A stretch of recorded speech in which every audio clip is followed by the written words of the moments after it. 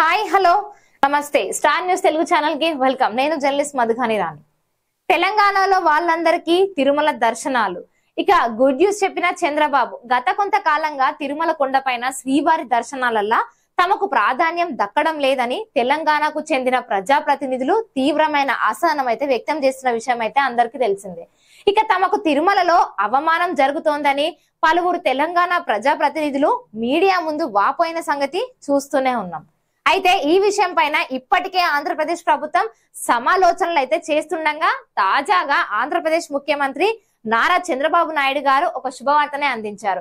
ఇక్కడ నుంచి తెలంగాణకు చెందిన మంత్రులు, ఎమ్మెల్యేలు, ఎంపీలు, ఎమ్మెల్సీల సిఫార్సు లేఖలను కూడా అంగీకరిస్తామని కూడా స్పష్టం చేశారు. సీఎంతో భేటీ తర్వాత తిరుమల తిరుపతి దేవస్థానం బోర్డు చైర్మన్ బిఆర్ నాయుడు ఈ విషయాన్ని అయితే తెలిపారు.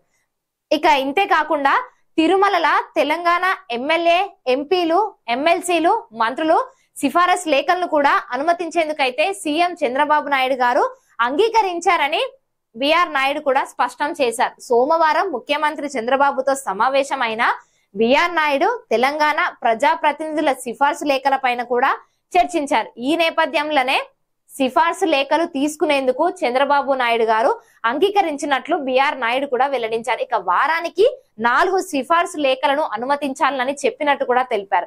వారానికి 2 బ్రేక్ దర్శనాలు, మరో 2 300 రూపాయల ప్రత్యేక ప్రవేశ దర్శనానికి సంబంధించిన లేఖలు కూడా అనుమతించేందుకు సీఎం చంద్రబాబు అనుమతి ఇచ్చారని బిఆర్ నాయుడు వెల్లడించారు. ఇక తిరుమలలో సిఫార్సు లేఖల అంశం పైన ఇటీవల తెలంగాణకు చెందిన పలువురు ప్రజాప్రతినిధులైతే ప్రస్తావించారు. ఇక తెలంగాణలో అధికారంలో ఉన్న కాంగ్రెస్ పార్టీతో పాటు గతంలో అధికారంలో ఉన్న బీఆర్ఎస్ పార్టీలకు చెందిన కొందరు నేతలు కూడా ఇదే అంశాన్ని లేవనెత్తిండ్రు. మరి మాజీ మంత్రి బీఆర్ఎస్ ఎమ్మెల్యే హరీష్ రావు గారు ఇటీవల టీటీడీ చైర్మన్ బిఆర్ నాయుడుకు ఒక విజ్ఞప్తి చేయగా దానికి ఆయన సానుకూలంగానే స్పందించారు. ఇక ఈ క్రమంలోనే ఈ తెలంగాణ ప్రజాప్రతినిధుల సిఫార్సు లేఖల వ్యవహారం పైన సీఎం చంద్రబాబుతో టీటీడీ చైర్మన్ భేటీ అయి చర్చించారు. చూసిన వాళ్ళంతా లైక్ చేయండి, అట్నే స్టార్ న్యూస్ తెలుగు ఛానల్ ని సబ్స్క్రైబ్ చేయండి.